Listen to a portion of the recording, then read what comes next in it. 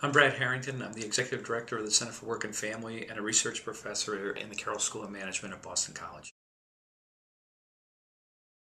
In the year 2000, I had spent about 20 years working as a corporate executive with Hewlett-Packard Company and had recently finished my doctorate and decided it was time to transition jobs and try to find a career that was similar to what I did but maybe in a different setting. And I was looking specifically for a position where I might be able to bridge the kind of disconnect that exists between academic research and corporate practice. And when I heard about the Center for Work and Family and the fact they were looking for a director, it seemed like an ideal fit.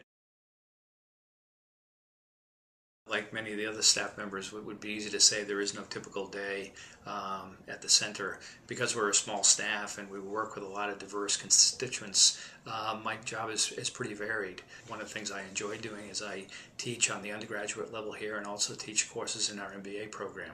But more on a day-to-day basis, I get involved in leading and conducting research studies. I try to stay abreast of what's going on in the field by talking to corporate people about what are some of the recent developments and initiatives within their workplace, as well as reading articles about what's happening and how the field is changing. I tend to do a lot of speaking engagements. A lot of our corporate partners will invite me to their company to give a talk on a topic or to conduct a seminar of some sort on a topic related to the work we do at the center. But more often I'm invited to speak at professional conferences about how people balance work and family priorities these days. Corporate partners are really a fantastic group of people. They represent some of the most prestigious and well-respected companies in the United States, and they tend to come from a whole range of different functions within human resources. But the common denominator amongst all of them is they're really interested in creating organizations that are more family-friendly, that are more employee-focused, and that really do things that are going to improve the lives of working people and their families. And I think it's that shared commitment that our partners have to improving the lives of the people in their organization that really makes them a very motivating group to work with. One of the things I enjoy is just meeting with the staff with a very clear idea in mind about what it is that needs to be done, and then brainstorming about how to creatively do that.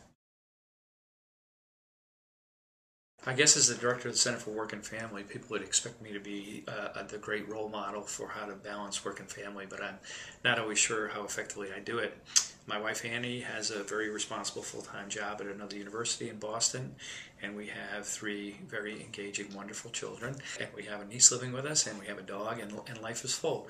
I think the most important thing I do in conjunction with my wife is to try to have shared kind of goals and shared values, and then realize the importance of day-to-day communications in terms of making the mechanics of everything work.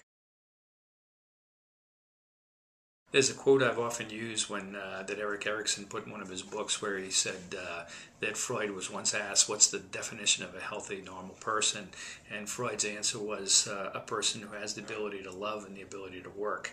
And when you think about what we do here, it is really about those two things. How do we do work that we find meaningful, and how do we at the same time find time in our lives for our loved ones and for people that are important to us. When I think about the work of the center, I think there is probably nothing more universal than work and family in most people's lives. I don't think there is a set of issues I could work on that would be more interesting and more universal than the work this center does.